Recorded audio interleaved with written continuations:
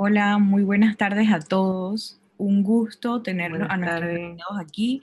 Un saludo a nuestro vicerrector académico y quiero tomarme estos segundos para saludar a mis profesores que veo conectados.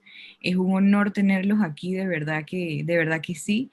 Y bueno, espero que sea un espacio, un encuentro en el que ustedes también a través del espacio de preguntas y respuestas puedan ir haciendo comentarios, si tienen algún comentario adicional, lo que están diciendo nuestros panelistas. Vamos a dar 2 minutitos más y entonces comenzamos con nuestro conversatorio del que estoy muy alegre de verdad que estén en este momento aquí con nosotros y espero que sea de mucho aprendizaje, pero sobre todo de mucho ánimo a continuar y a ser agentes de cambio en este tema tan importante para nuestra juventud y para nuestra población en general. Empezamos en 2 minutos.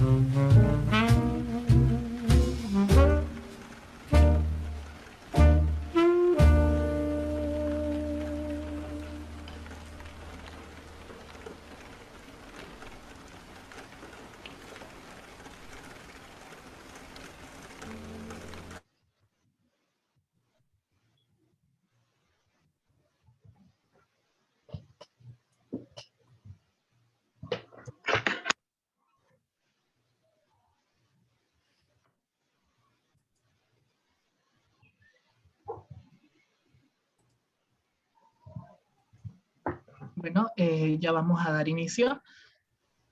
Bueno, primero que todo, darles las bienvenidas a todos los participantes y agradecerles a los panelistas y expositores que nos acompañan el día de hoy. Para nosotros es un gran honor compartir este espacio con ustedes, en donde estoy seguro que vamos a aprender muchísimo acerca de este tema tan importante y relevante que son las adicciones.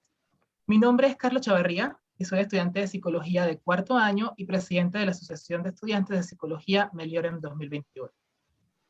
Para iniciar, vamos a empezar con unas palabras de bienvenida por parte del vicerrector académico, el profesor Jorge K. Profesor. Gracias, muy amable. Buenas tardes para todos.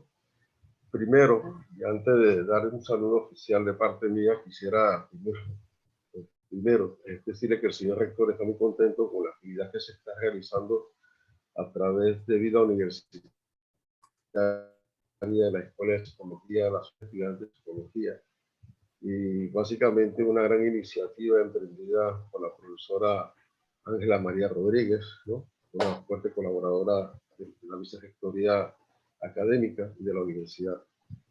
El rector no puede acompañarnos esta tarde, pero un saludo es bien grande y extenso. Yo me comprometí con él a acompañarlos hasta casi al final de la jornada, porque como usted comprenderá, estas reuniones tras reuniones. Pero creo que yo sí estoy bastante interesado. Yo trabajo con muchachos universitarios, con hombres jóvenes universitarios, y el tema de lo que es la droga, de lo que son las adicciones, siempre ha sido un tema transversal en la República de Panamá desde 1903 hasta la fecha, desde que somos república. Ni se diga cuando éramos colombianos y mucho menos cuando éramos españoles.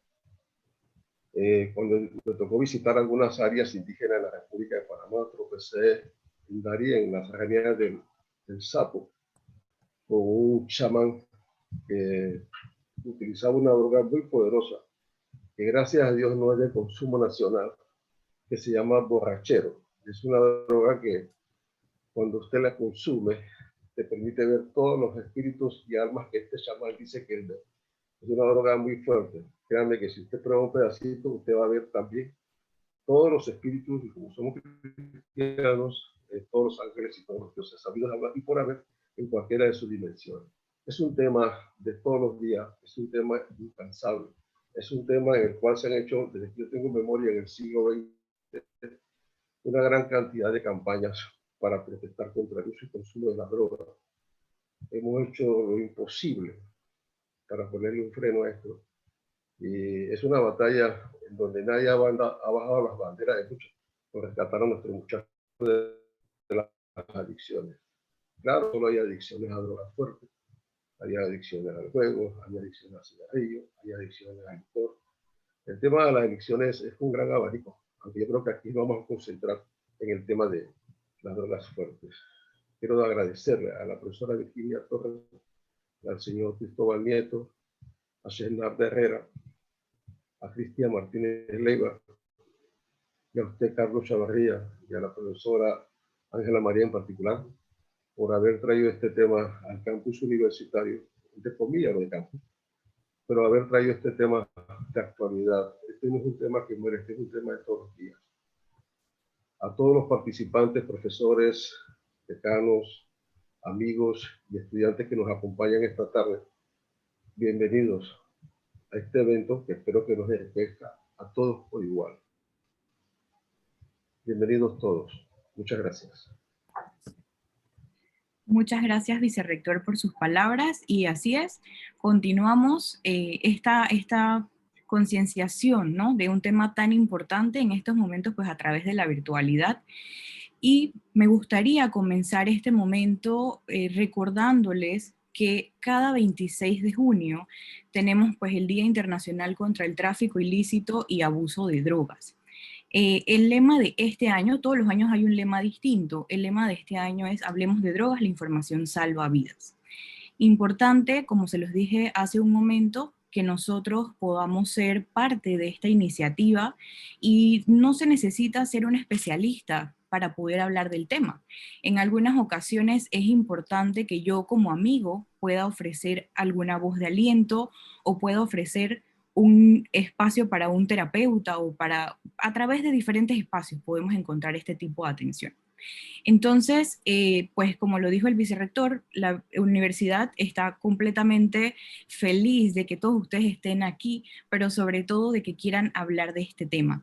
Y me gusta muchísimo que estén nuestros profesores y nuestros estudiantes, porque significa que vamos a tener nuevas generaciones interesadas en este tema que en algún momento se veía como algún tipo de mito o algo extraño, porque se pensaba que un adicto, en pocas palabras, no valía la pena. Entonces estamos aquí en este momento y le voy a pasar la palabra a Carlos para que continúe con ustedes.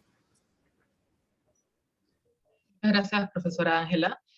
Bueno, el día de hoy nos acompañan unos distinguidos expositores y panelistas y nos gustaría introducírselos a ustedes, empezando por Cristian Martínez Levia, que es psicólogo clínico mexicano, certificado por la International Society of Substance Use Professionals y la Asociación de Profesionales de Adicciones.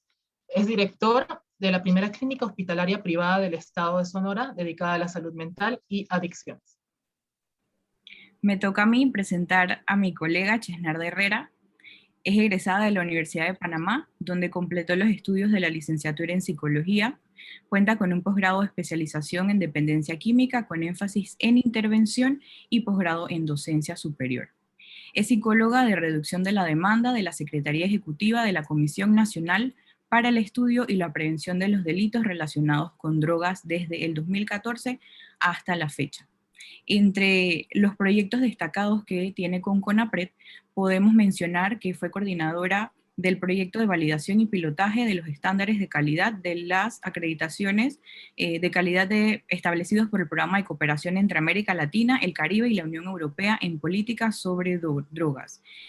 También fue coordinadora del proyecto Diagnóstico de Alternativa, el encarcelamiento por delitos de menor gravedad relacionados a drogas, Cerrando la Brecha, proyecto desarrollado bajo la coordinación de la Comisión Interamericana para el Control del Abuso de Drogas CICAD-OEA. Durante el 2015 tuvo una colaboración en la encuesta de necesidad de capacitación de juntas técnicas del sistema penitenciario, también una colaboración con el programa PROCER, proyecto financiado por la Organización de Estados Americanos. En 2014-2015, colaboración en la segunda encuesta nacional de consumo en los hogares desarrollada por OPADRO bajo la supervisión de CICAD-OEA, y también colaboró en el programa judicial de tratamiento de drogas, proyecto establecido por la Organización de los Estados Americanos. Muchas gracias. El siguiente panelista sería Cristóbal Nieto Chial, es psicólogo clínico, psicoterapeuta cognitivo-conductual, egresado de la USMA. Labora como psicólogo clínico en el Instituto Nacional de Salud Mental y realiza la práctica privada en el Centro Médico Royal Center.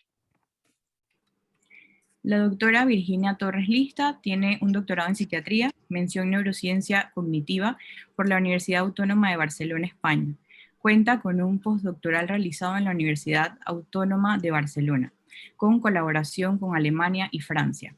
Actualmente es la directora de investigación de la Universidad Católica Santa María la Antigua, investigadora asociada de CENIC y miembro del Sistema Nacional de Investigación de Panamá, donde ha desarrollado investigaciones en el contexto de la Agenda de Desarrollo Sostenible 2030, como por ejemplo, buena salud y bienestar, educación de calidad, igualdad de género, paz, justicia e instituciones con el fin de estudiar el comportamiento social por la llegada del COVID-19. Además, se desempeña como editora de la revista International Frontiers para temas de COVID-19 y la revista Investigación y Pensamiento Crítico de la USMA. Ya habiendo presentado a nuestros distinguidos panelistas, me gustaría compartir con ustedes el título de este evento, que es Adicciones y su realidad actual en nuestro contexto. El evento de hoy va a ser un conversatorio en donde vamos a compartir diversas preguntas acerca del tema de adicciones, y tanto los panelistas y los participantes pueden responder las preguntas, y también los participantes pueden hacer sus comentarios en la sección de chat.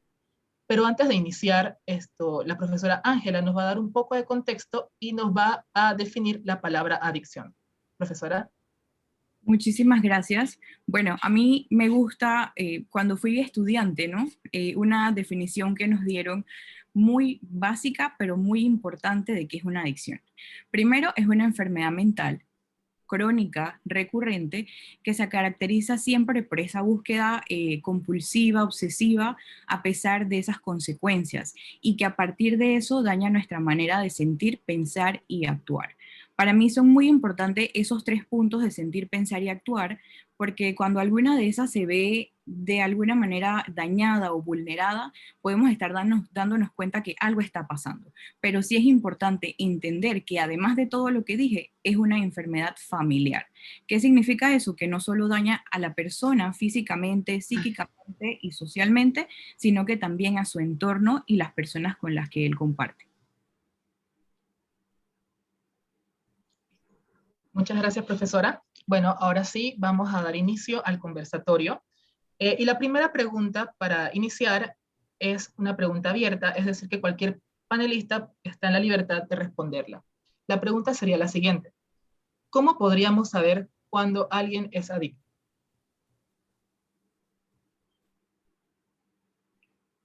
A ver, sin pena, a ver, ¿quién quiere contestar primero?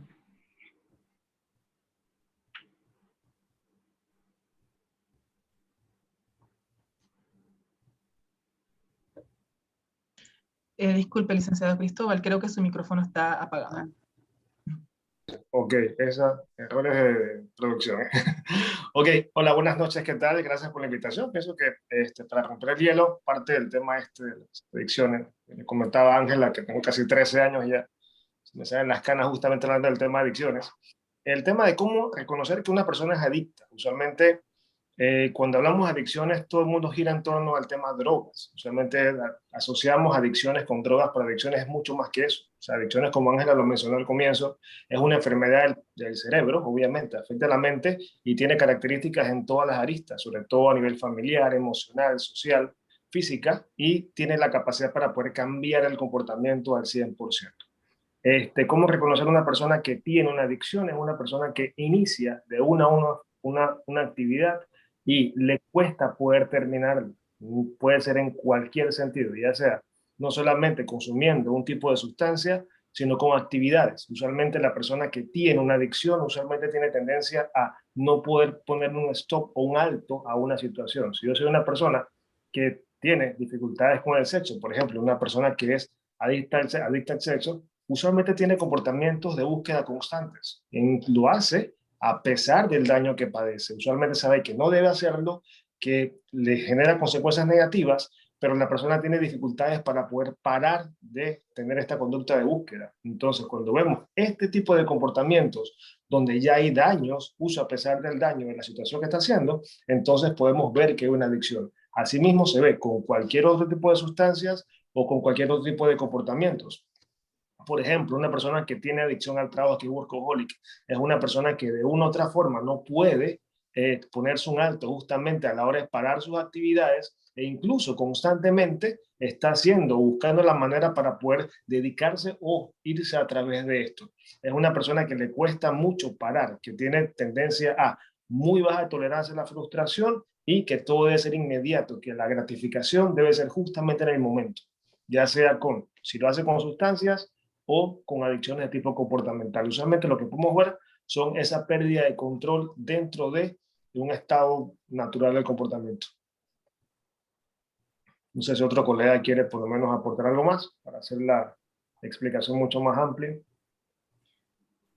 Buenas noches a todos. Disculpa, Virginia. No, yo creo que hablar de adicciones, como bien lo señala Cristóbal, que también en algún momento nuestro profesor, y comparto las caras que estás mencionando, Cristóbal, hay que empezar también a trabajar lo que son los mitos. Es no es una falta de voluntad o fuerza de carácter, que muchas veces se dice el adicto es el vicioso, le falta voluntad, le falta carácter. Hay que entender y partir de que es una enfermedad, que es un trastorno médico que puede afectar a cualquier ser humano. Es otro de los mitos que muchas veces vemos solamente o que son delincuentes, que son personas de estratos humildes. Es un trastorno, como bien lo señalaste, Ángela, crónico, recurrente y que a menudo coexiste con otras afecciones físicas o mentales, así lo define la OPS, y son factores que debemos tomar en cuenta para poder trabajar desde los programas de prevención y tratamiento que más adelante entonces nosotros tenemos que empezar. Y justo estos espacios son muy importantes para entender qué es una enfermedad multifactorial y que debe ser tratada entonces de una manera integral, y que más adelante seguro lo vamos a estar conversando con diferentes actores, solamente de lo que señaló Cristóbal. Entonces afecta, como bien lo señalaste, no solamente a la persona que padece el trastorno, a su familia, a la sociedad, a la comunidad. Entonces eso nos involucra a todos.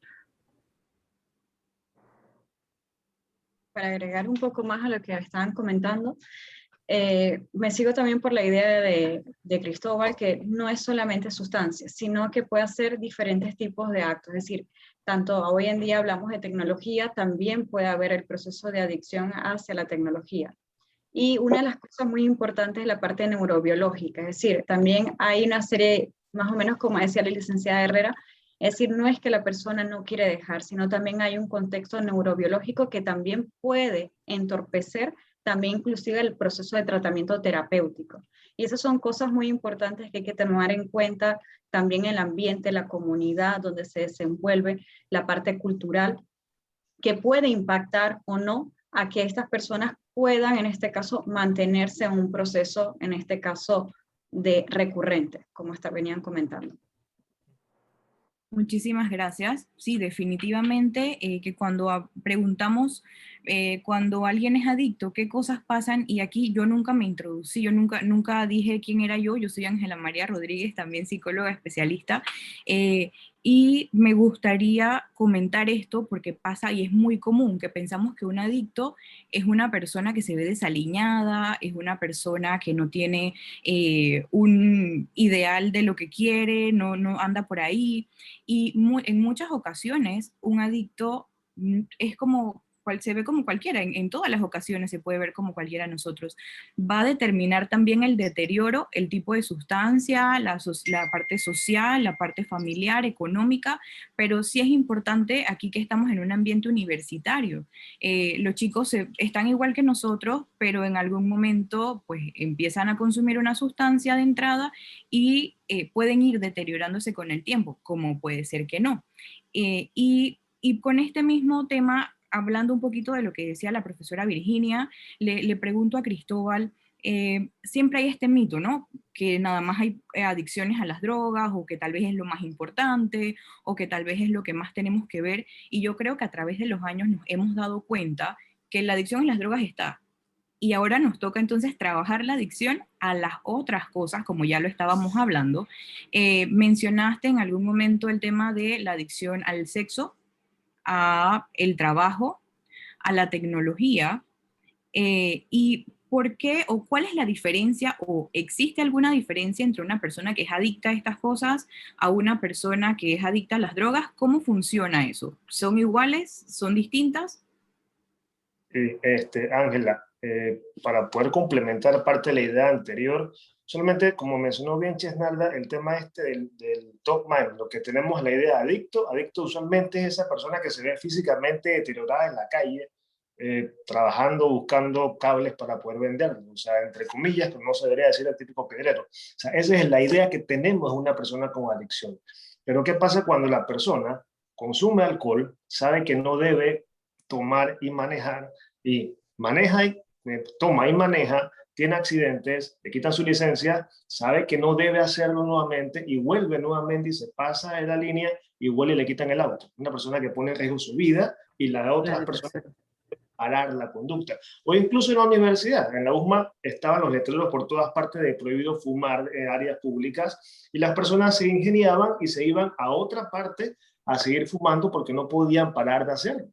Entonces, justamente eso lleva al tema de la adicción. La persona no tiene la capacidad, la voluntad para poder decir, no puedo parar de hacerlo. O sea, la persona tiene que hacerlo de manera compulsiva, que es una de las características de la adicción, junto con la obsesión y el uso a pesar del daño. La doctora mencionó bien que esta es una enfermedad totalmente afecta el cerebro y los canales de recompensa de la persona. Usualmente, para poder ver una adicción, no es solamente el tema de la sustancia que me da ese placer inmediato, sino que muchas veces dentro de la personalidad del ser humano hay características que generan esa vulnerabilidad a desarrollar una adicción. Recuerdo un caso de una paciente que me decía que ella es codependiente al 100%. Ella me decía que ella se casó con su pareja y que él era adicto antes de que probara su primer trago de alcohol. Entonces, ¿cómo puede ser que él sea adicto antes de eso? Y ella mencionaba que ella era hija de un alcohólico, que ella se casó con él por las mismas características que su padre tenía, y con el tiempo él desarrolló la enfermedad de alcoholismo y terminó siendo alcohólico de recuperación. Se dio todo el proceso completo para poder llegar justamente a eso. Entonces, vemos personas que tienen problemas no solamente con las adicciones, ya saben, a sustancias, sino que tenemos toda una gama de adicciones que involucran los videojuegos, sobre todo ahorita el tema de los adolescentes. Tenemos las adicciones a la ludopatía, que es muy fuerte el tema de las adicciones lúdicas, la adicción al sexo, adicción a las compras, o cualquier otro tipo a la tecnología, o cualquier otro tipo de comportamiento donde la persona simplemente lo haga de manera compulsiva, le produzca un placer inmediato y le cueste parar. Ahorita es parte de las cosas que estamos viendo. Mucha gente, como mencionó Chesnarda, algunas veces las personas utilizan la sustancia para poder evitar problemas, para poder desconectarse de situaciones, y con el tiempo terminan con dos problemas, con la situación y con el problema adictivo de fondo. Y tenemos entonces una patología dual. Pero a cualquier persona, esta es una enfermedad completamente democrática y cualquiera podría terminar teniendo un patrón adictivo. También no solamente vemos el tema de la cantidad de sustancias que la persona toma, por ejemplo, en este caso las adicciones de sustancias, por lo menos el alcohol, no es que yo simplemente fin de semana me meto una borrachera y ya, sino que hay veces que la frecuencia o la constancia hace que la persona no pueda parar de hacerlo. Entonces ahí vemos que ya hay un deterioro en la calidad de vida y que la persona simplemente no puede parar de hacer lo que hace. Ya entonces estamos viendo los inicios de un patrón adictivo. Muchas gracias, licenciado Cristóbal. La siguiente pregunta es abierta también. ¿Cómo ven ustedes el fenómeno de las adicciones en Panamá?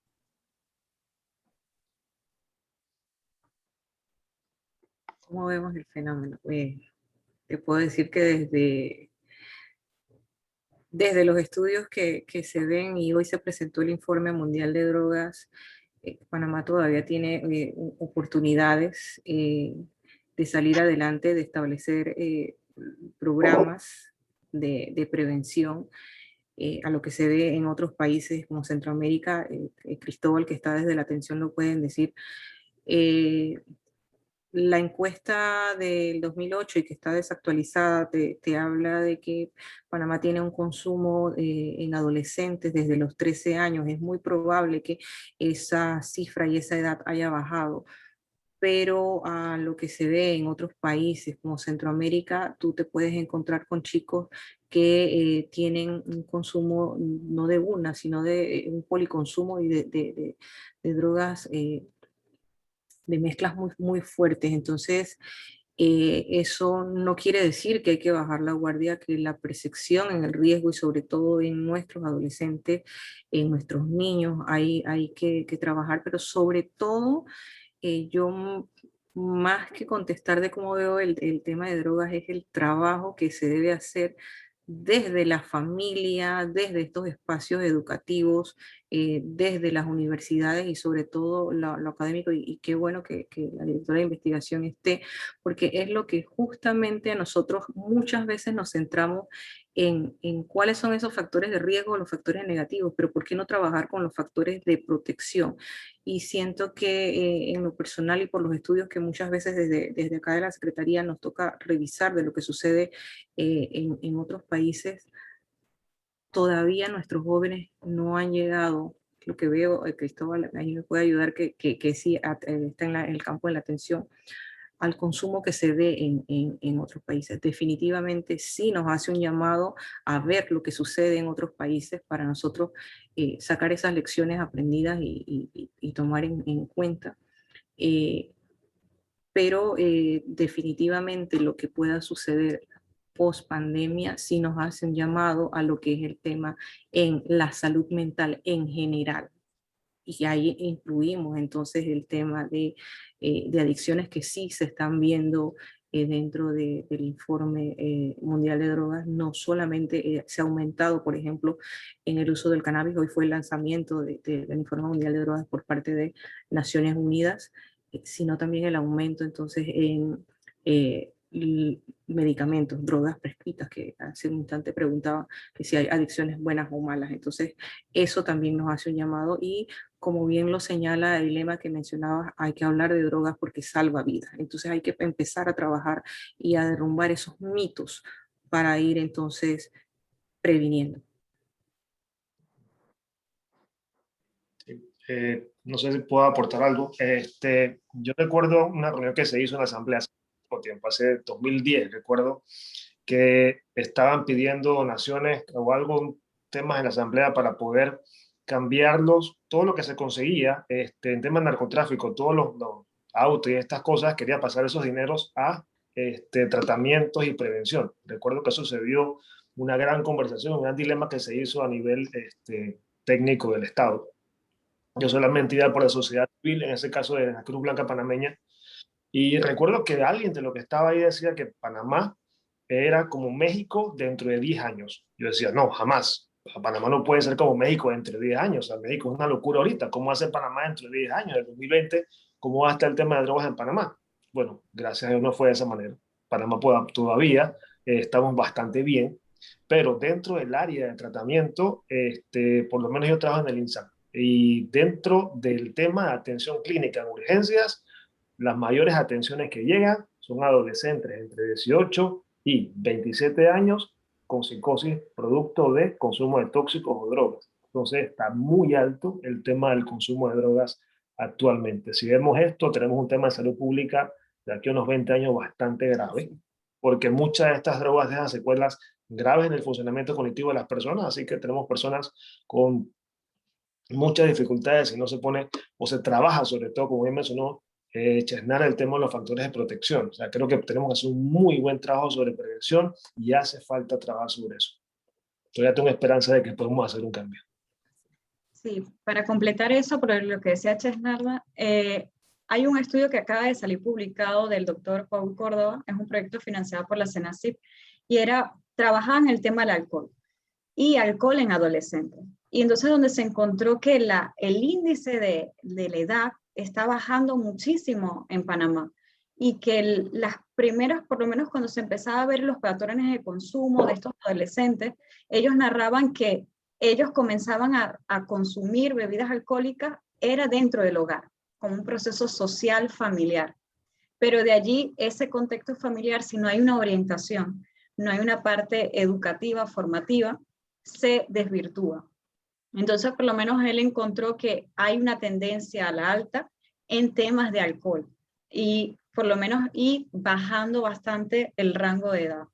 Es decir, es un estudio que está saliendo ahora los resultados y en verdad es alarmante porque es decir, si no educamos sobre este tema, porque el alcohol no es decir, porque cuando hablamos de drogas o consumo, siempre nos vamos por las drogas, en este caso no lícitas. Entonces, el alcohol a veces pasa como desapercibido, como decía Cristóbal hace un momento, es decir, la gente toma, tiene un accidente y sigue con el consumo de forma recurrente. Entonces, si esto comienza a ver desde la adolescencia y no hay un tipo de intervención, ya estos chicos, entonces, ¿cuál es inclusive la esperanza de vida también se acorta? Entonces, ¿qué va a pasar con un futuro con nuestra sociedad si tenemos una sociedad que desde muy temprana edad se les está iniciando en procesos de consumo en este caso de alcohol, y no hay una orientación adecuada de cómo debe ser? Muchas gracias. Yo también quisiera pues agregar allí, en algún momento alguien me hizo una pregunta de ¿a qué edad entonces es importante empezar la prevención? Volviendo a lo que decía Chesnarda de la importancia que tiene el espacio de la prevención, los factores de protección, y yo les decía, desde que son niños, y es lo que nos enseñó mi profesor Cristóbal en algún momento, me acuerdo en el diplomado, que fue una de las primeras veces que pudimos hablar como de estos temas, y desde que somos niños tenemos que ir aprendiendo todas estas habilidades para la vida, que lo denominamos así, pero son las habilidades que tenemos nosotros y que yo la verdad es que doy las gracias por estos espacios porque nosotros a través de la Universidad Católica Santa María la Antigua, desde el año pasado hemos venido trabajando esta serie de herramientas, el reaprenderlas, porque es importante que si yo me conozco, me cuido, yo tomo decisiones y sé todas estas cosas que me parecen a veces que no tienen nada que ver con las drogas, tienen mucho que ver con las adicciones, con las drogas, y como lo decía la profesora Virginia, a veces pensamos solo en la marihuana, en la cocaína y en estas otras drogas, pero ¿qué pasa con el cigarrillo? ¿Qué pasa con el alcohol? ¿Qué pasa también con los cigarrillos eléctricos? Se dio el año antepasado, lo recuerdo, que los chicos estaban fumando en los salones, o sea, era una cosa que ya no se podía de alguna manera frenar porque parecía un USB. Entonces, ¿hasta dónde como jóvenes adultos que están en un espacio tal vez universitario, más adultos, más grandes, podemos llegar a no conocer o no entender límites, normas, reglas? Todas esas pequeñas cosas también son importantes para la prevención. Y por ahí mismo quisiera preguntarle a la profesora Virginia, ella estuvo hablando de las investigaciones, de alguna investigación que es muy actual. Entonces, en estas investigaciones actuales que usted conoce, existe la dependencia a la tecnología y quiénes son los más vulnerables en este aspecto. Okay. Tenemos un proyecto que fue financiado precisamente por la USMA en 2019 y ahora se está publicando inclusive en APANAC, ayer se dio una conferencia sobre el tema de la tecnología. Y en este caso lo trabajamos directamente con los niños, porque queríamos ver el uso de herramientas tecnológicas y cuánto tiempo los niños pasaban al día. A ver, según la Sociedad Americana, desde el 2016 se habla que un niño no puede estar tantas horas dentro, de decir, trabajando en una tablet, en un smartphone. Sin embargo, cuando empezamos a hacer estos estudios, empezamos a ver que la edad de inicio en tecnología de nuestro país, de la población estudiada, bajaba a 1 año de edad. Y no hay un control, no hay control parental, no hay un tipo de, inclusive hay dibujos, es decir, hay dibujos o cómicas que se ven, ya sea por YouTube Keep, etcétera, que muchos países, por lo menos en este caso Reino Unido, ha dado como alertas que hay dibujos que dan procesos adictivos en el caso de la infancia y trabajan, hay un problema conductual en los niños. Entonces, allí tenemos una primera situación de población vulnerable y población en riesgo. También encontramos que los padres desconocían, muchos desconocían los ciberdelitos. Entonces, tenemos un niño que está más de 5 horas diarias en una tablet y muchas veces no sabe casi hablar, pero está viendo, saltando de una programación a otra y no sabemos a dónde puede llegar. Entonces entramos que es difícil a veces, ellos decían que para quitarle el dispositivo el niño hacía berrinche, no quería desconectarse, inclusive manifestaban características de ansiedad. Y cuando empezamos a enumerar las características que tenían los niños, era muy similar al patrón de adicción que se hace con sustancia. Estamos hablando de niños pequeños. Entonces aquí nos saltaron las alarmas porque es nuestra población que está ahora, es nuestra población pequeña, que se está ahora formando. Y que después esto sube, después si estos niños no se les da la orientación, sube, como decía Cristóbal, el tema de la adicción a los videojuegos, que por sí en Asia tiene altas tasas de adicciones a videojuegos y por lo menos Corea sacó una serie de normativas para poder hacer frente a esto. Entonces, después tenemos otro tipo de población. Tenemos la población, el adulto joven, y después tenemos el adulto mayor a nivel de tecnología. Cuando hablamos de jóvenes, vemos que la gente está tan hiperconectada que a veces pierde los espacios de, en este caso, de socializar cara a cara. A veces ustedes pueden ir, simplemente van a un restaurante o van de paseo, lo que sea, y ven a una pareja en un restaurante y no están conversando. Cada uno está mirando un smartphone, chateando, lo que sea, pero no hay una dinámica cara a cara. Entonces estamos perdiendo este tipo de circunstancias. Y después tenemos el adulto mayor que puede pasar, cuando pasa la transición de la jubilación, puede pasar muchas horas consumiendo lo que sería cualquier tipo de dispositivos, en este caso móvil, y que muchas veces de pronto habrían escuchado a sus padres decirle, no todo lo que tú leas o lo que sepas tienes que verificar la evidencia. Entonces ahora hay tantas cadenas de chat dentro de los WhatsApp, Telegram o lo que sea, y ellos lo toman como cierto. Y Cristóbal se está riendo porque seguro le ha tocado situaciones similares. Entonces es como que tú dices, el adulto mayor que ya ha tenido un tipo de información, una vida trazada, entonces ahora cree en las cadenas que le llega por chat. Y está también hiperconectado dentro a nivel tecnológico. Entonces tenemos esos extremos que es tecnología. Es decir, vemos el tema de los dibujos, que dependiendo de qué dibujos, y no vamos a mencionar el dibujo, pero sí hay dibujos que generan adicciones. Es decir, hay una constancia directa en los niños que no quieren desvincularse. Y los padres, para evitar una pataleta, un berrinche, dan la tablet, inclusive niños se duermen abrazando la tablet, y entonces tenemos ahí una dificultad y es una población que, es decir, para mi ámbito es una población que está en riesgo y es vulnerable, porque si un acudido no desconoce cuáles son los ciberdelitos, entonces, aparte que puede pasar horas conectado y a nivel cognitivo, puede tener otro tipo de afecciones, entonces también tiene la otra tendencia de los ciberacosos o todo el tipo de ciberdelitos que pudiera ser. No sé si Cristóbal quería decir algo más. Sí, lo que estás comentando ahorita me pasa con mi mamá, todo lo que sale en internet se lo cree, así que... Exactamente. Sí. Muchas gracias, profesora Virginia, por su intervención. Y bueno, la siguiente pregunta tiene bastante relación con lo que hemos estado conversando y rescato algo que dijo el licenciado Cristóbal, que hay algunas tasas considerables en cuanto a consumo, y ya la profesora Virginia también conversó acerca de las personas que son vulnerables, el grupo de edad vulnerable. Y bueno, la siguiente pregunta está dirigida a la licenciada Chesnarda. ¿Cuáles son los mecanismos de acción que tiene CONAPRED y qué se está haciendo en Panamá en estos momentos para prevención y tratamiento?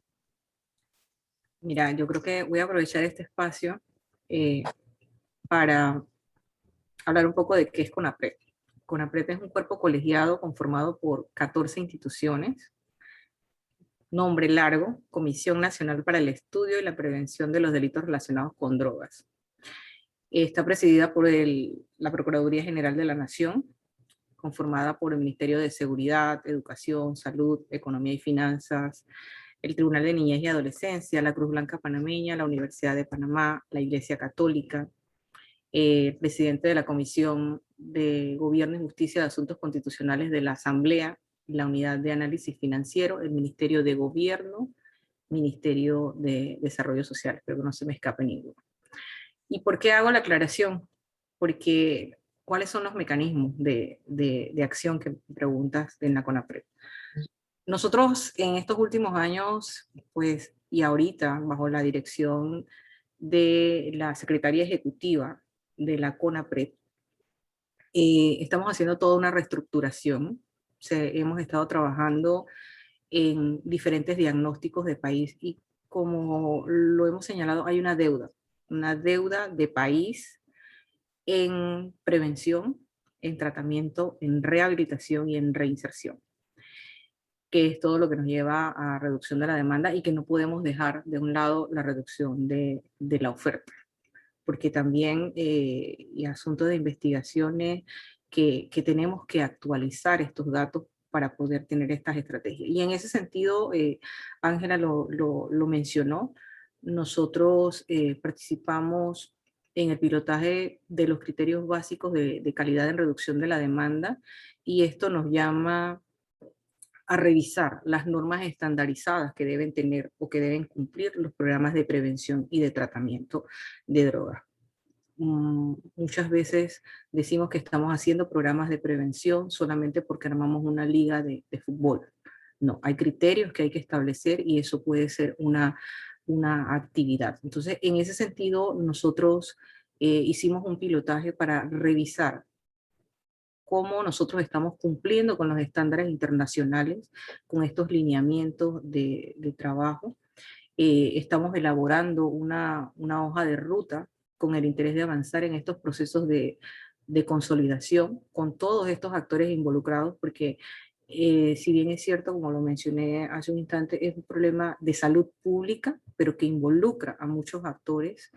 En estos momentos tenemos una mesa técnica interinstitucional para la revisión de este proyecto. Estamos participando de un proyecto de garantía de calidad para los programas de tratamiento con las Naciones Unidas, el que nos ha llevado a tener un diagnóstico de país de cómo estamos, y estamos en estos momentos haciendo un mapeo para conocer cuál es la oferta de tratamiento de las organizaciones que brindan servicios a personas con trastornos por consumo de drogas, y eso nos va a llevar a poder entonces categorizar desde los programas de tratamiento y poder entonces ir trabajando en las líneas acordes a los lineamientos que nos den los organismos internacionales.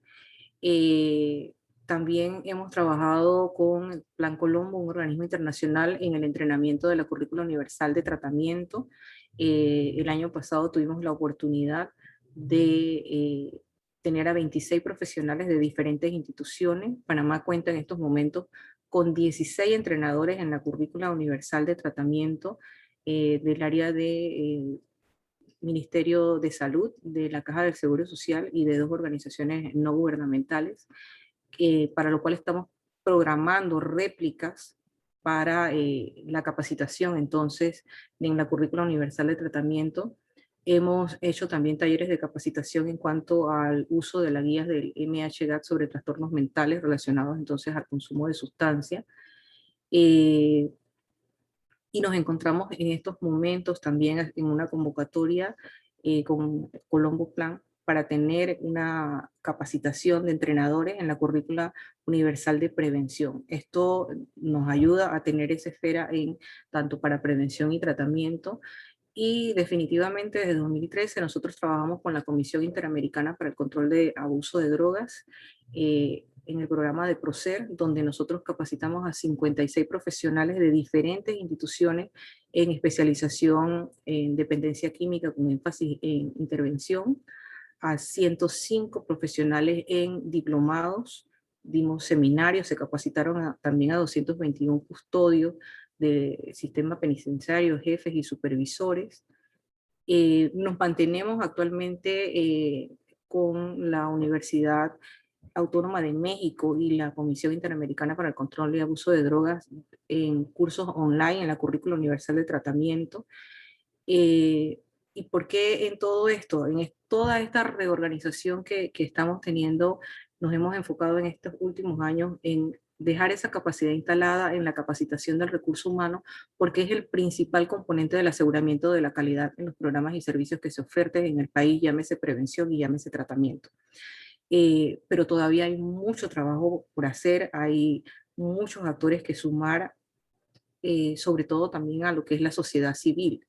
Investigaciones también que actualizar para reforzar entonces que estos programas de prevención, tratamiento, rehabilitación y reinserción sean basados en la evidencia científica y no solo en esa buena voluntad que también puede, más que ayudar, puede hacer daño, porque estamos trabajando como personas.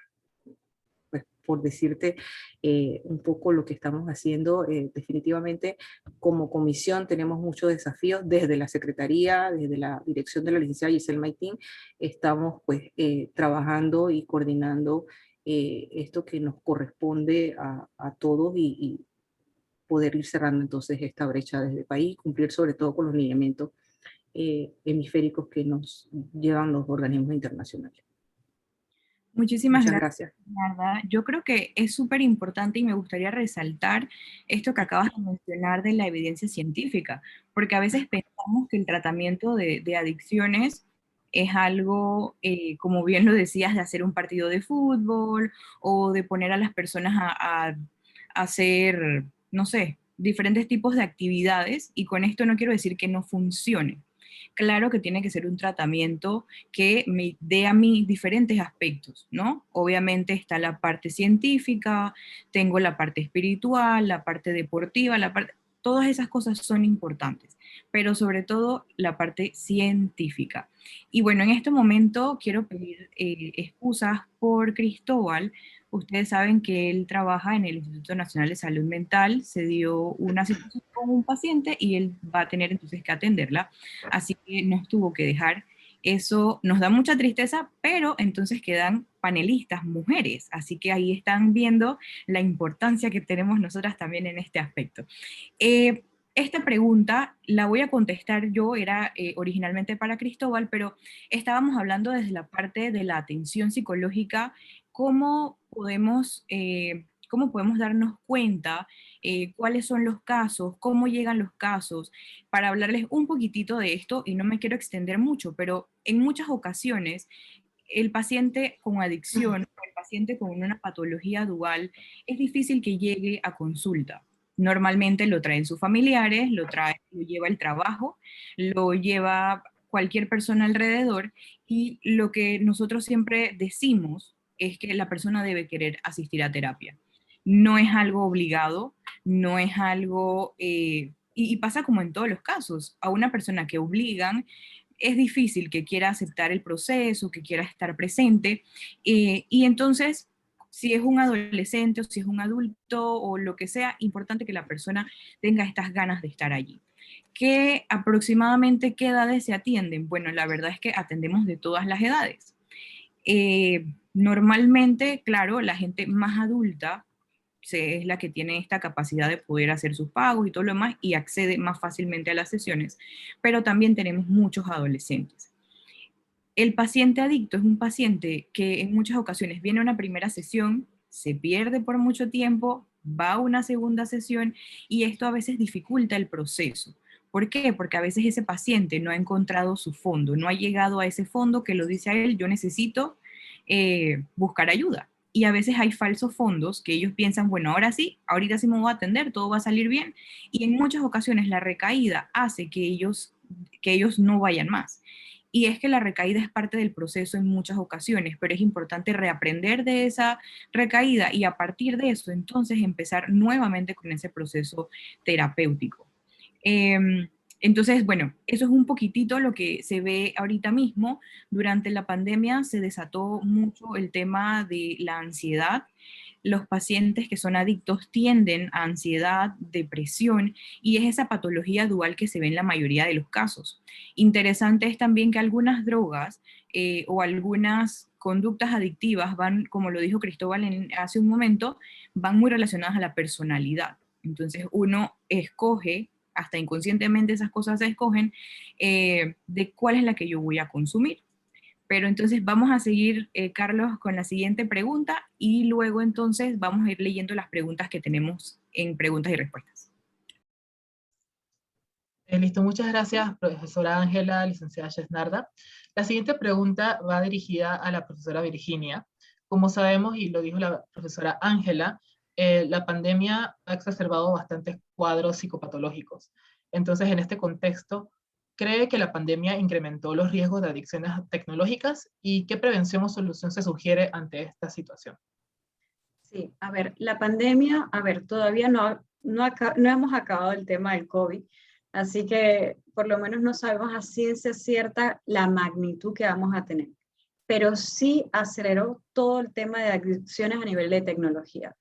Y donde, así como les decía de los niños que estaban en edad de riesgo, si estos niños ya consumían, había una estadística del 2011 que la mayoría era un 36% de consumo.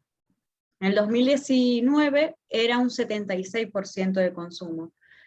2021 no lo sabemos, pero seguro esto aumentó muchísimo. Entonces tenemos personas y adultos que sí han estado muy, acuérdate que la pandemia trajo también cuarentena, entonces nos trae también mayor hiperconectividad.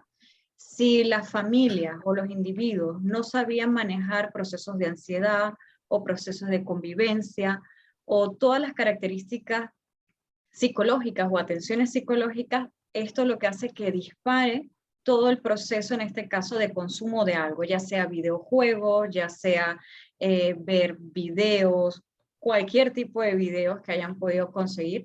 Lo que una de las cosas que nos llamó la atención era que muchos padres utilizaban los asistentes virtuales para que entretuvieran a los niños.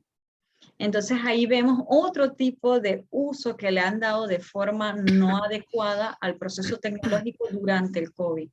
Entonces sí, te puedo decir al 100% que esto va a traer, es algo que hay que prepararnos, los psicólogos se tienen que preparar a nivel de intervención sobre esta área porque no es algo que se sepa, siempre se habla de videojuegos, pero ahora no es solo videojuegos. Ahora tenemos infinidad de tipos de mensajerías que pueden estar conectados y que no despegan. Es decir, si está en YouTube Kids, por dar un ejemplo, pueden pasar perfectamente 4 horas saltando en una programación a otra. Y entonces, allí es donde va a venir los problemas. Muchas gracias, profesora. Sí, y la verdad es que, como usted bien lo dice, antes solo se hablaba o de ludopatía en adultos o de videojuegos en los chicos. Y ahorita mismo yo creo que lo que más tenemos a mano es el celular. Y por ahí leyendo algunas investigaciones, pues uno se da cuenta, en algún momento se hizo alguna encuesta y en Panamá más de, no sé, o sea, la población en su mayoría tiene 2 celulares. O sea, es una cosa que cada vez se va normalizando más. Y definitivamente que hay un límite muy corto entre la normalización y la conducta ya patológica o adictiva. Entonces es importante que nosotros también podamos ir reconociendo un poquito de esa línea, ¿no? Que es muy, muy delgada. Ok, entonces voy a hacer ahora una pregunta abierta, las dos pueden contestar, y es que a través de la Asociación de Psicología hicimos un formulario para que los chicos llenaran, hicieran sus preguntas a este panel de expertos. Y una de ellas dice, ¿cómo una persona dependiente no acepta que lo es? ¿Puede darse cuenta que es dependiente y tomar conciencia sobre eso? La voy a leer una vez más. ¿Cómo una persona dependiente no acepta que es dependiente? ¿Puede darse cuenta que es dependiente y tomar conciencia sobre eso? Bueno, el consumo de drogas tiene diferentes etapas, y Cristóbal lo señalaba hace un momento. Muchas veces se empieza por la parte de la curiosidad, por experimentar, por conocer qué se siente, y presión de grupo, ah, fuma, si no tomas, ya no perteneces al grupo, eres un cobarde, una gallina, y esa fase de experimentación. Yo recuerdo un caso de una chica en Yafa, en Costa Rica, que ella decía, eh, yo empecé a consumir drogas por mi hermana. Entonces, resulta que la primera vez que ella fumó no le gustó y no lo volvió a hacer más, y quedé yo enganchada en la droga. Entonces, esta fase de pasar de la experimentación a ir un poquito más, y cómo vamos entonces pasando de probar, vamos a la tolerancia, ya no me hace el mismo efecto, y voy, como lo explicaba la directora, de esa parte cerebral, esa parte neurológica, buscando esa sensación de esa primera vez, de lo que yo sentí. Voy consolidando ese consumo, ya no necesito uno, ya voy mezclando esto con lo demás, hasta que me voy, y Cristóbal lo señaló muy bien, voy abandonando, voy dejando espacios en mi vida, voy sustituyendo amigos, familias, actividades, inclusive yo misma como persona me voy abandonando, eh, hasta que ya llego a entonces en ese momento. Y parte de esta enfermedad es precisamente la negación. Muchas veces, inclusive te encuentras que se minimiza, ¿no? Un traguito nada más, yo no tengo ningún problema, el problema lo tienes tú. Y volvemos al mismo punto, como también la misma familia, porque cuando tenemos una persona con trastornos por consumo, todos enferman, la familia también enferma. Entonces, lo hablábamos hace un momento, cómo normalizamos el consumo del alcohol y separamos por eso el alcohol del resto de las drogas, y vamos aprendiendo socialmente a aceptar el alcohol. El alcohol está, pues, presente en los matrimonios, en los bautizos, en los funerales, en todo.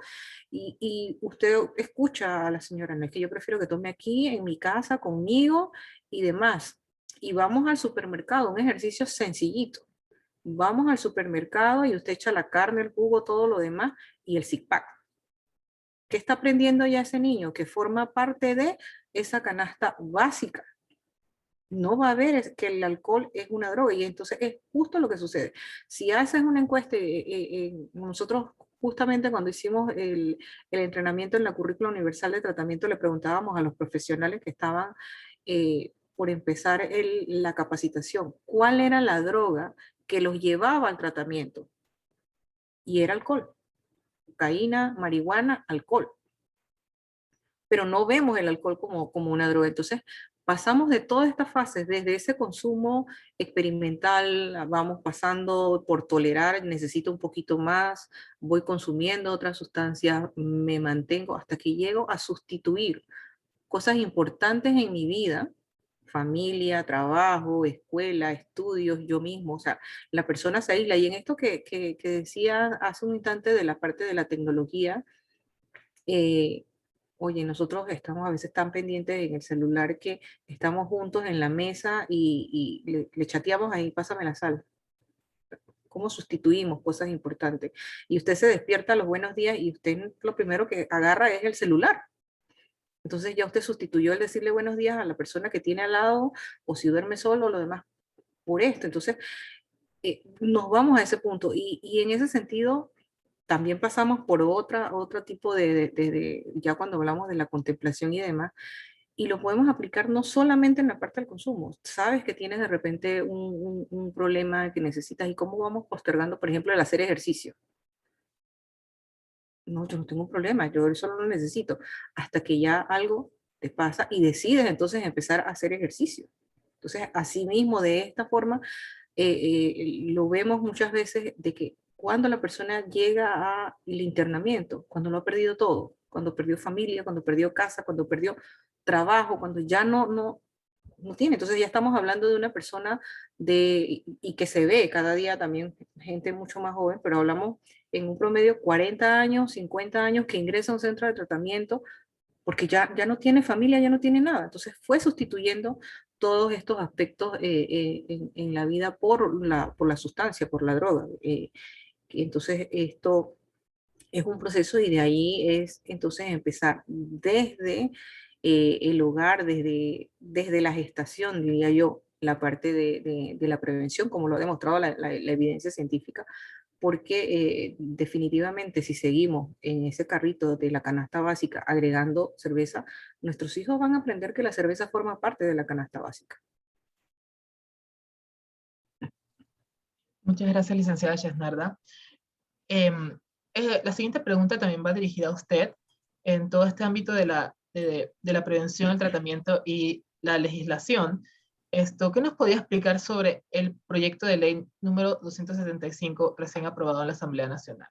¿Existe en Panamá alguna otra legislación sobre el tema de adicciones y a quiénes beneficia? Bueno, el proyecto de ley, que ya no es proyecto, ya es una ley 275 que crea el Programa Nacional de Prevención, Tratamiento y Rehabilitación para Jóvenes con Adicciones, es una buena iniciativa. Es una buena iniciativa que permite o que nos ayuda justamente a tener esas estrategias que no solo involucra, como lo señala al Ministerio de Salud o al Ministerio de Desarrollo Social. Ahí involucra a muchos actores, pero nos tenemos que ir más que hablar, la iniciativa es buena, hay que irnos de la política a la acción, ¿sí? La política nos señala qué debemos hacer y esta ley está señalando que hay que basarse en evidencia, que hay que tener programas, que lo que se busca es mitigar ese inicio de consumo o que si ya estás en consumo, entonces esa reducción del daño, pero nos lleva también y nos desafía.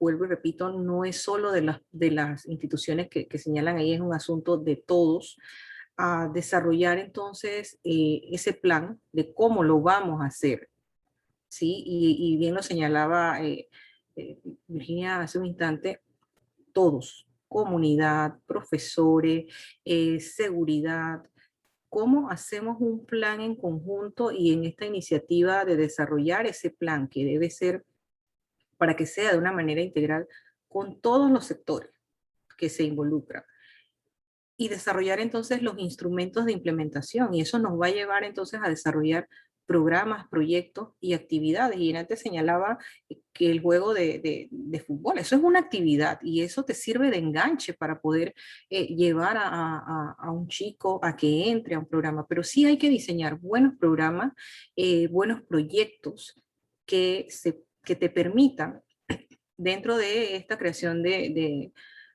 Programa Nacional de Prevención y Tratamiento, realmente que respondan a las necesidades y a los objetivos de la población. O sea, hay que tomar en cuenta que tú no le puedes, esto no es una receta que va dosificada para todo. Tienes que tomar en cuenta factores culturales, las edades, hacia dónde quieres llegar. No puedes trabajar de la misma forma que trabajas con un niño a que las que trabajas con un adolescente o con un adulto.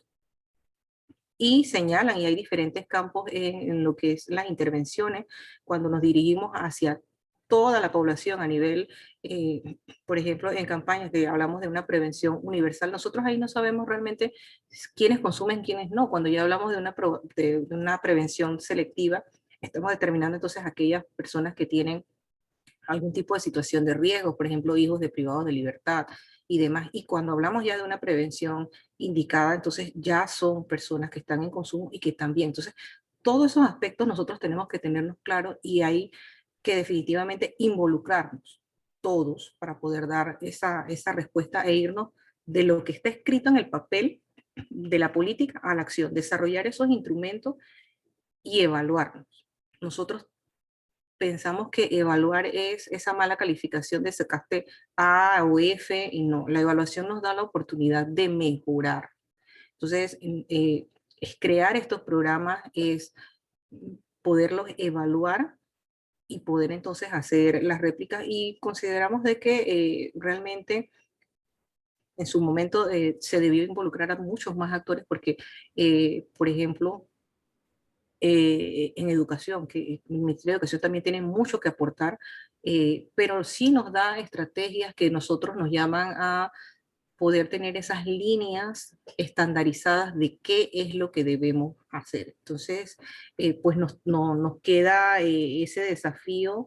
Es un problema de salud pública. Hace poco nosotros, el día 26 de junio es el Día Internacional de la lucha contra el uso indebido de drogas, el día de la prevención que le decimos, y tuvimos, y dentro de un webinar que tuvimos en esta semana, nos decía el doctor José Luis Vázquez de la CICAT, que la salud realmente nos involucra a todos. Esto es un problema de salud pública que nos involucra a todos y que ese camino a seguir depende de cada uno de nosotros. Entonces, qué bien que se da esta iniciativa de ley, pero sí nos toca entonces desarrollar esos instrumentos. Me preguntaba que si hay otra ley. Hay una normativa que es el Acuerdo 04-2011 que da las normas y procedimientos para la creación y funcionamiento de los centros de tratamiento y rehabilitación de drogas. Es lo que estamos nosotros también en estos momentos trabajando para poder habilitar y certificar a las organizaciones que brindan servicio en tratamiento. Entonces, tenemos mucho camino que nosotros ir recorriendo y definitivamente irnos de esa acción de qué es lo que queremos hacer a cómo lo vamos a hacer, pero sobre todo desarrollar entonces esos instrumentos que nos van a poder permitir implementar. Realmente es lo que nos lleva a todos y que es una responsabilidad de todos los sectores. Listo, muchas gracias, licenciada. Y en esa misma línea, el profesor Yalmar Jones nos pregunta que si hay un movimiento para legalizar algunas drogas, ¿qué efecto puede tener esto en el consumo y en las adicciones?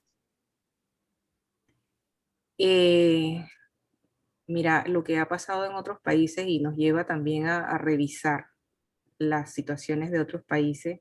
Como te dije, se ha visto por evidencia científica que hay un aumento en el consumo del cannabis, por ejemplo, pero esto no solamente nos lleva, y es una respuesta integral, volvemos y siempre vamos a caer en esa respuesta integral.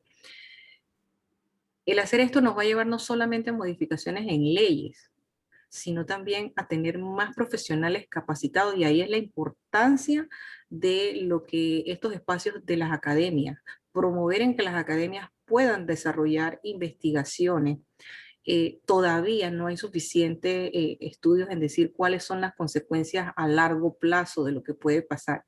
En esto nosotros hemos dado nuestra opinión en técnica, pero nosotros también tenemos que estar preparados para lo que viene. Entonces, si se aprueba y definitivamente se da este incremento y demás, ¿cuál va a ser la respuesta en salud, por ejemplo? Si tú no tienes un profesional de salud en un cuarto de urgencia preparado para atender una crisis, y volvemos a la parte de los precursores y no sabemos qué fue lo que ese chico consumió, que puede estar adulterado con cualquier cantidad de sustancias, ¿cómo brindamos entonces una respuesta integral? Entonces nos lleva a realmente poder tener lo que les mencionaba hace un instante, una articulación de todos los sectores, porque esto no solamente entonces implica en este caso al personal sanitario. ¿Cómo yo refuerzo eso con otro tipo de programa para poder entonces hacer realmente una prevención basada en evidencia? Entonces definitivamente esto nos lleva es una responsabilidad de todos, en todas las áreas, en las áreas sociales y demás, y volvemos al punto de cuando trabajamos prevención en los niños, les vamos a enseñar el autocuidado, por ejemplo. En los adolescentes, entonces vamos a trabajar, Ángela lo mencionaba, en las habilidades para la vida, entonces en los factores sociales, en esa parte de cómo relacionarse, cómo hacer toma de decisiones, cómo manejar conflictos. Entonces, todas esas cosas nosotros tenemos que reforzarlas y desde la academia, yo de verdad como parte de las universidades los invito a que hay muchísimas investigaciones, mucha tela que cortar, que puede salir esa evidencia científica, como bien lo señalaba el autor, que me parece muy interesante que puedan socializar esas investigaciones, porque nos da entonces esas líneas de dónde trabajar, de dónde intervenir.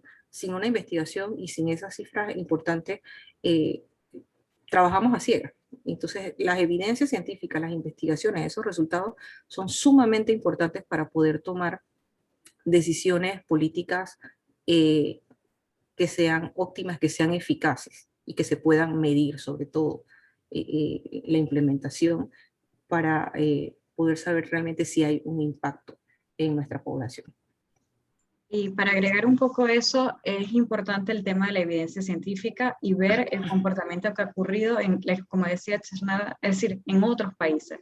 También la intervención cambia. Entonces allí muchos de nuestros profesionales tendrían que también reeducarse en procesos de intervención, porque la intervención que se maneja por lo menos a nivel de la Unión Europea es totalmente diferente a la que se maneja a nivel de Latinoamérica. Y entonces allí tendrían que hacer una ingeniería en procesos educativos y también a nivel social de cómo se vende todo este tipo de situaciones a la sociedad, también para que no tengamos esos aumentos a nivel, porque no es solo aprobar una ley, sino también tener a todo un equipo preparado para lo que pueda venir, ya sea en positivo o en negativo. En negativo, así es. Yo quisiera pues agregar dos cositas. La primera, desde el tema que en algún momento Chisnarda estaba comentando sobre cómo se va calificando este proceso de tratamiento o de ayuda, y en algún momento mencionamos el tema de los juegos de fútbol. Solito no nos hace una prevención con una evidencia científica, pero evidentemente son cosas que nos van ayudando. Nosotros hace algunos años estuvimos trabajando con menores infractores y era interesante porque era un grupo de 16 chicos aproximadamente y ninguno había terminado la escuela, todos estaban en escuela primaria. Y una de las cosas más importantes que pudimos ver en ellos era que a través de la educación, y por eso lo hemos estado hablando desde la academia, lo hemos estado hablando de la importancia que tiene la parte educativa en todo este proceso de la prevención. Y en estos momentos puedo decir que de esos alrededor de 17, 16 chicos, los 15 de ellos terminaron su escuela. Entonces, qué importante es que a partir de esta entrevista motivacional, de este espacio de motivación, de autoconocimiento que podamos tener en un proceso de tratamiento, no desde la parte de prevención, sino desde la misma parte de tratamiento, podamos ir introduciendo, utilizando esta palabra, todas estas cosas. La parte educativa, podemos ir introduciendo la parte deportiva, cosas que le ayuden al chico, al joven, hablando de los jóvenes o hablando ya de los adultos, el trabajo, que lo van a ir reforzando. Cuando uno trabaja con pacientes con adicciones es una cuestión que tenemos que ir trabajando desde todos lados. Tenemos arteterapia, musicoterapia y muchas otras herramientas que tenemos a nuestra disposición. Y hablando pues muy brevemente de este tema de la legalización, pasa algo muy interesante. La marihuana tiene más de 400 sustancias. De esas 400 sustancias, probablemente, según algunas investigaciones, no todas son muy exactas, 20%, 20 de esas más de 400 son las que se utilizan para curar o remediar alguna enfermedad o alguna de estas cosas.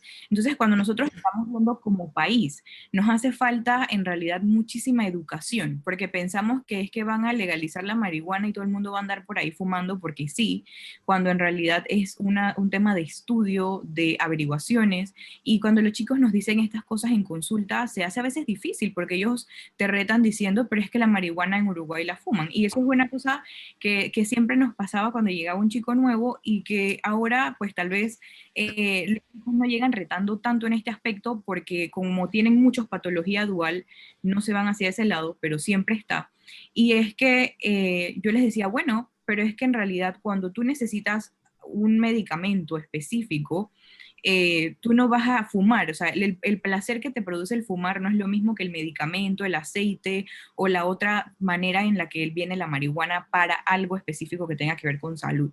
Entonces son algunas cosas, aquí no nos vamos a quedar toda la noche hablando de esto, pero hemos dado 3 puntos distintos y todos tienen que ver con la educación para entonces posteriormente irnos a algo que tenga que ver con una ley, que es algo que lleva a médicos, psicólogos, profesores, a investigadores, a muchísimas personas, y que definitivamente con ustedes interesados en estos temas podremos, espero yo, en algún momento llegar a tener estas leyes y sobre todo esta educación, esta psicoeducación. Y bueno, vamos a nuestra última pregunta. Y bueno, más bien quiero que me comenten algún tema, algo que tenga que ver con la prevención. Ya lo hemos hablado, pero me gustaría que puntualmente me dijeran 2 cositas que nosotros podamos decir, esto es una prevención efectiva y puede funcionar. 2 cositas. Wow, pide mucho, Ángela. El objetivo principal de la prevención es ayudar definitivamente a las personas, sobre todo a la población que se ha identificado como población más vulnerable, que son los jóvenes, para evitar o retardar la edad de inicio de consumo. Y dirán, y bueno, ¿por qué los jóvenes? Bueno, es que hay todo un proceso, yo creo que esto da para muchas más conversaciones en el tema de la maduración de la parte cerebral, que bien lo señalaba, es una enfermedad cerebral, y por qué entonces hay que tomar el tema. Pero no es solamente quedarnos en evitar que se desarrollen trastornos como lo que es la dependencia.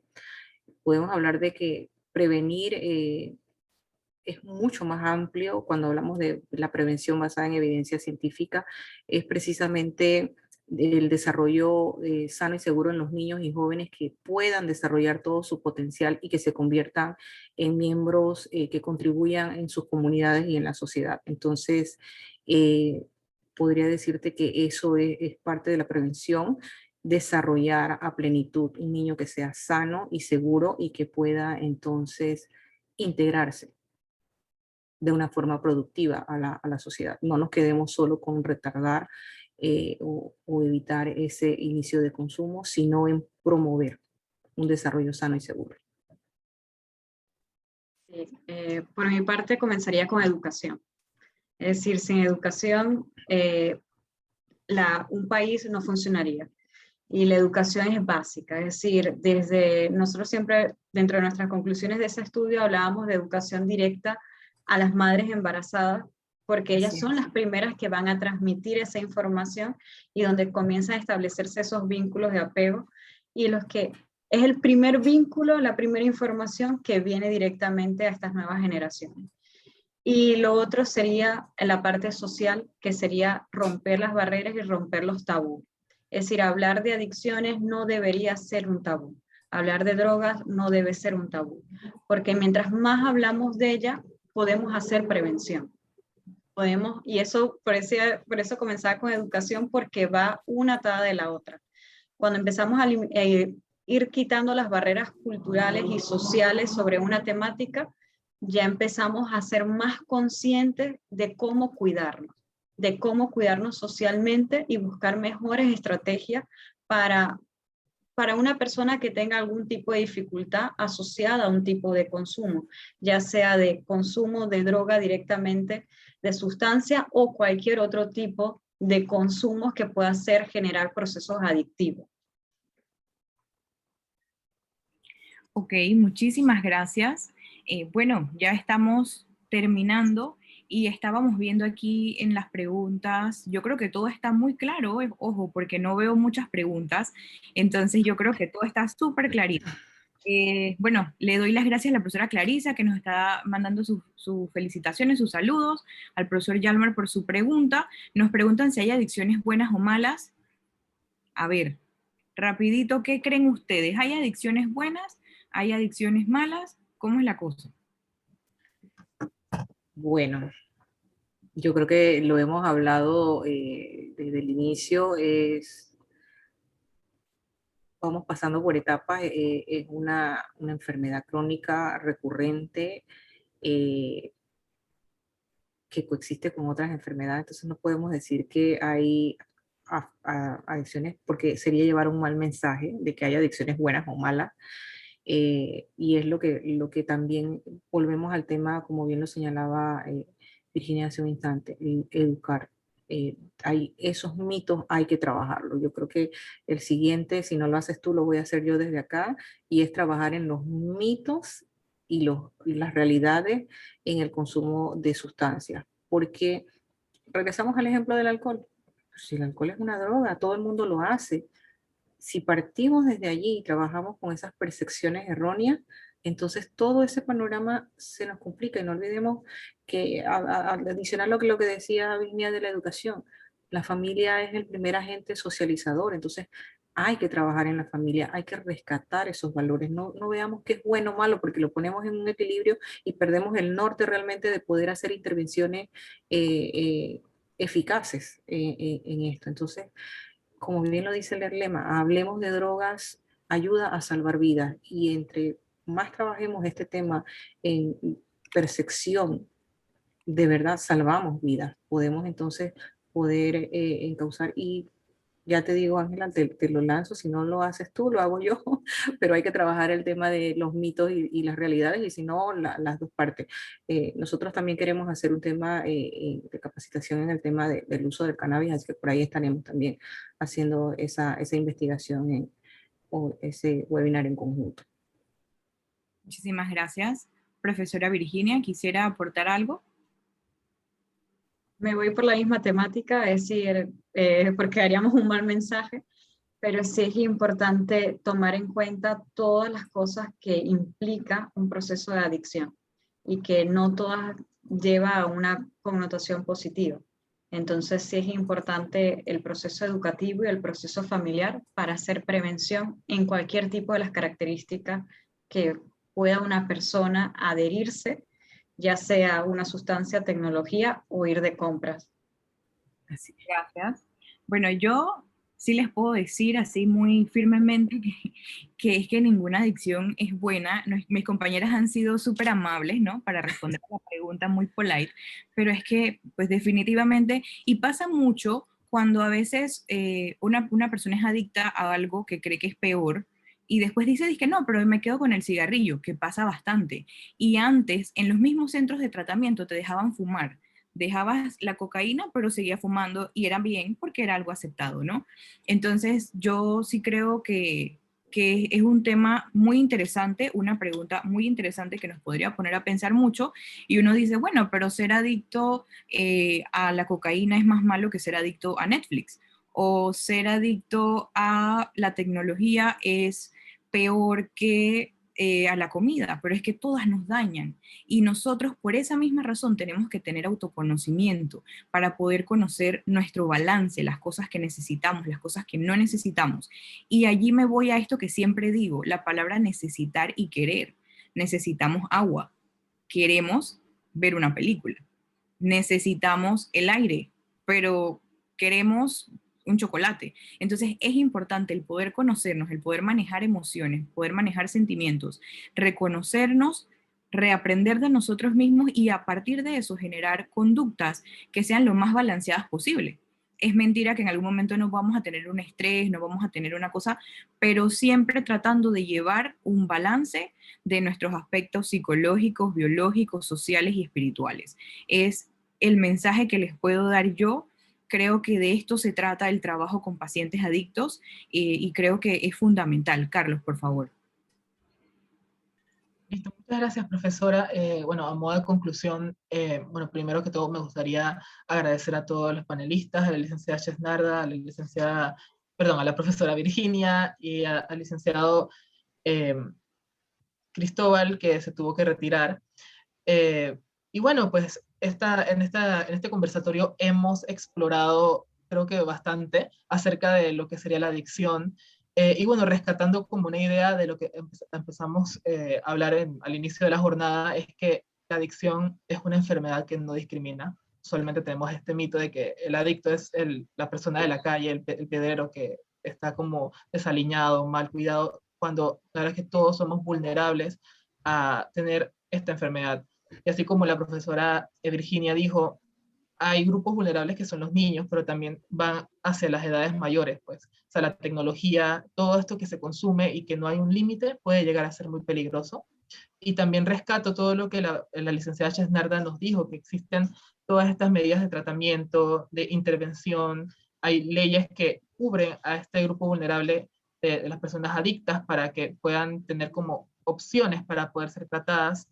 Y bueno, cerrando ya la idea, necesitamos educación, necesitamos psicoeducación, no solamente dentro de los estudiantes de, por ejemplo, psicología, medicina, profesionales, sino a la población general, para poder llegar a la mayor cantidad de personas y poder hablar acerca de esto, para poder romper los mitos y las creencias falsas acerca de las drogas.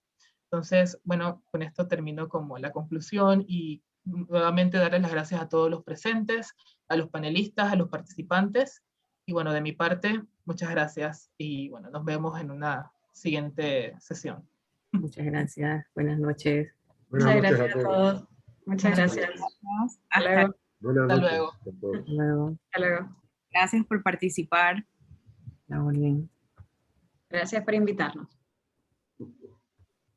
A todos los que están ahorita mismo todavía conectados, les recuerdo, les digo que vamos a tener un taller de arteterapia el 8 de julio para que puedan participar. Va a ser también bajo la plataforma Zoom institucional y vamos a estar enviando el link para que puedan ingresar.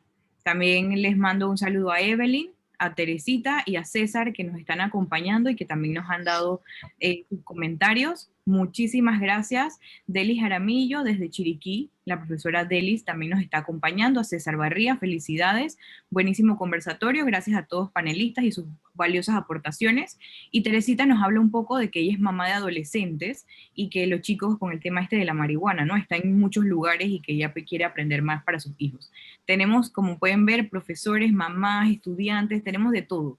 Eso es importante, ese cambio que podemos generar, esas ganas que damos en este tema. Y bueno, yo sigo aquí hablando si ustedes quieren porque siguen conectados, pero nos vemos en otra ocasión y espero que estos temas sigan siendo de interés. Así que tengan buenas noches y seguimos en esto. Hasta luego. Hasta luego, gracias. Buenas Hasta noches. luego. Feliz Buenas noches. noche.